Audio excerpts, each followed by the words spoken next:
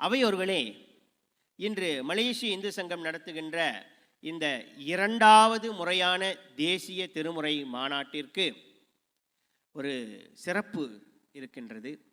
என்னவென்றால், மற்ற சமய இயக்கங்கள் நடத்தும் பொழுது அனைத்து சமய இயக்கங்களும் சமய இயக்க தலைவர்கள் கலந்து கொள்கின்றார்களா என்று கேட்டால் ஒரு கேள்விக்குறியாக தான் இருக்கின்றது.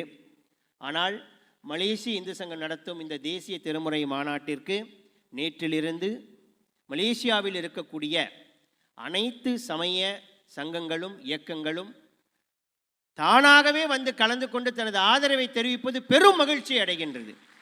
ஞானசம்பந்தர் தன்னுடைய பாடல்களில் 27 இடங்களில் தன்னை தமிழ் ஞான சம்பந்தன், தமிழ் ஞான சம்பந்தன், தமிழாகரன், தமிழ் விரகன்னு சொல்றாரு.